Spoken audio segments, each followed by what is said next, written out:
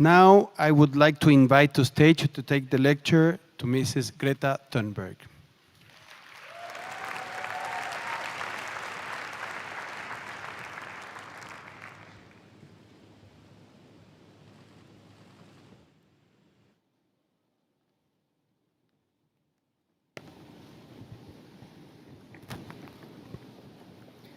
Hi.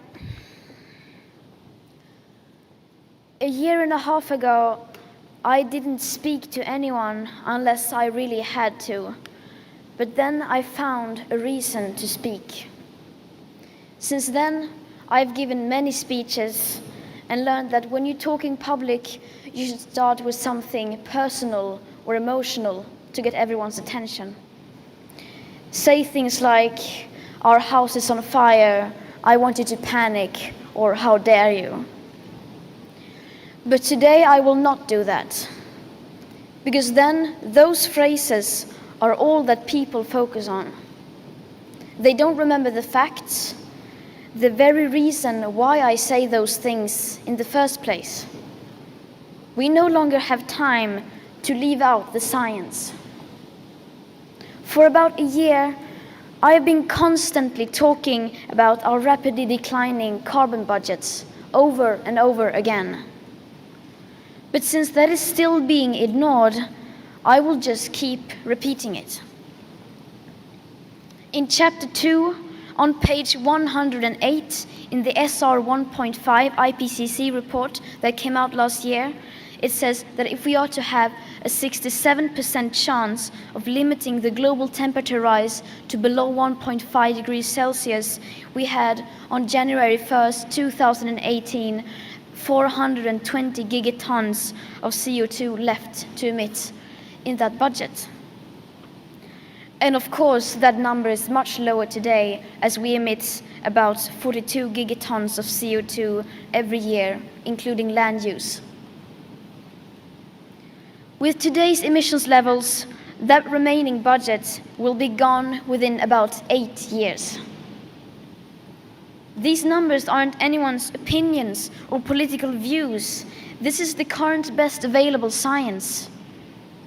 Though many scientists suggest these figures are too moderate, these are the ones that have been accepted through the IPCC.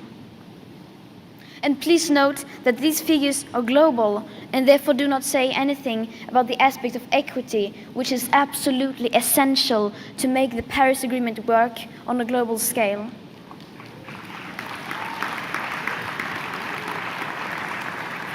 That means that richer countries need to do their fair share and get down to real zero emissions much faster, and then help poorer countries do the same, so people in less fortunate parts of the world can raise their living standards.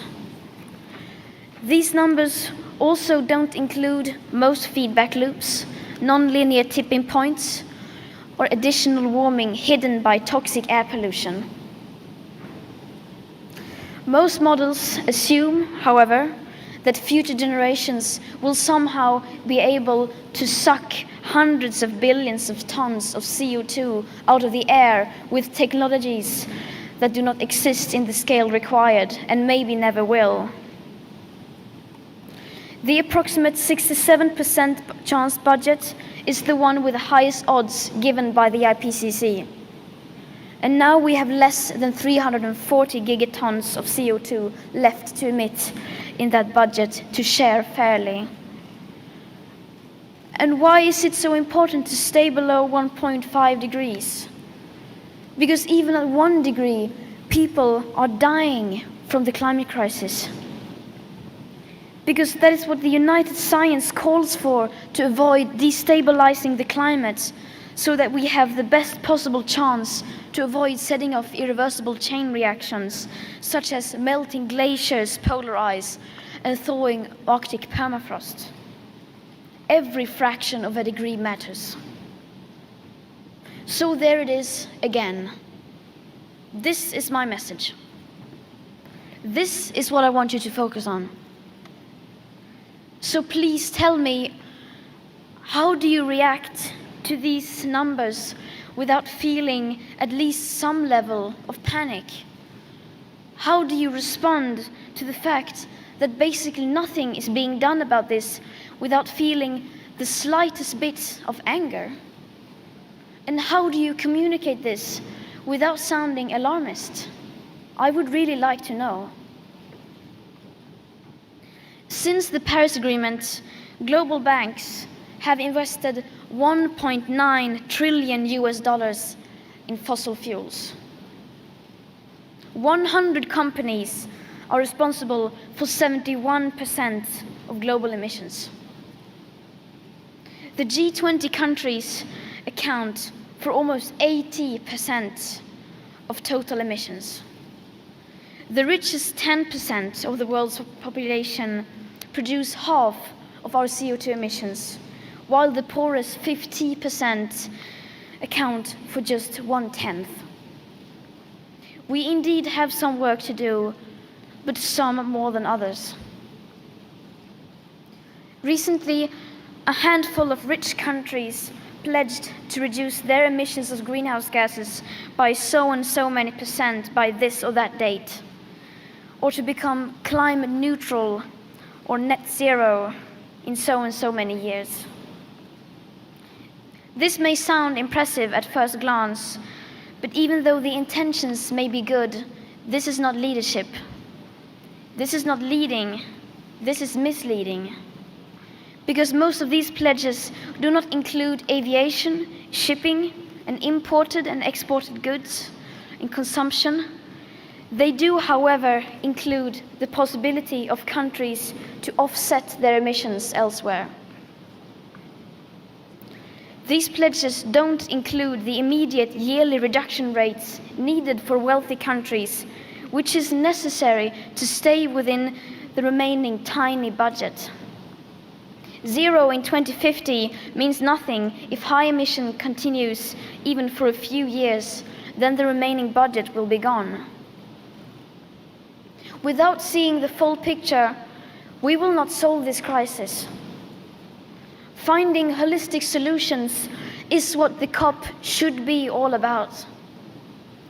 But instead, it seems to have turned into some kind of opportunity for countries to negotiate loopholes and to avoid raising their ambition.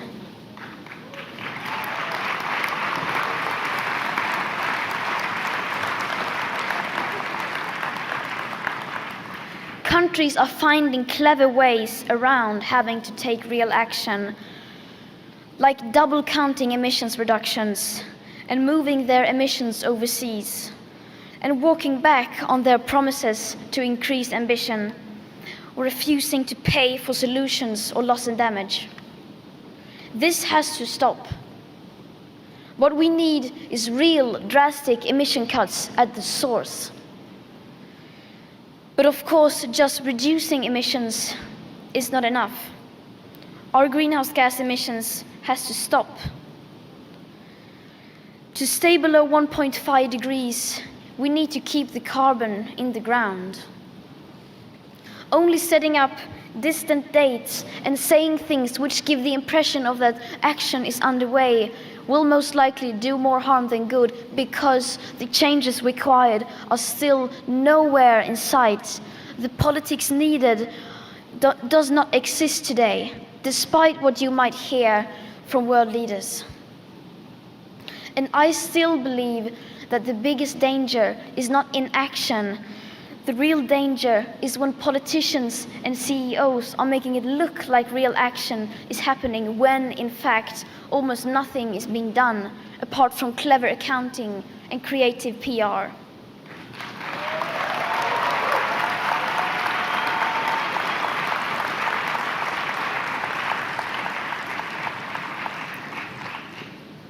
I have been fortunate enough to be able to travel around the world. And my experience is that the lack of awareness is the same everywhere, not the least amongst those elected to lead us.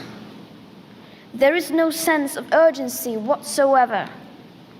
Our leaders are not behaving as if we were in an emergency. In an emergency, you change your behavior. If there's a child standing in the middle of the road and cars are coming at full speed, you don't look away because it's too uncomfortable. You immediately run out and rescue that child. And without that sense of urgency, how can we, the people, understand that we are facing a real crisis? And if the people are not fully aware of what is going on, then they will not put pressure on the people in power to act. And without pressure from the people, our leaders can get away with basically not doing anything, which is where we are now. And around it goes.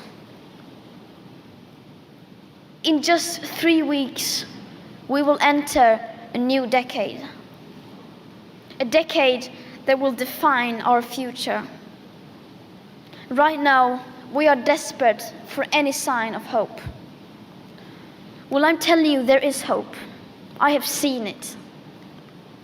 But it does not come from the governments or corporations. It comes from the people. The people who have been unaware but are now starting to wake up. And once we become aware, we change. People can change. People are ready for change. And that is the hope, because we have democracy. And democracy is happening all the time, not just on election day, but every second and every hour. It is public opinion that runs the free world. In fact, every great change throughout history has come from the people. We do not have to wait. We can start the change right now. We, the people. Thank you.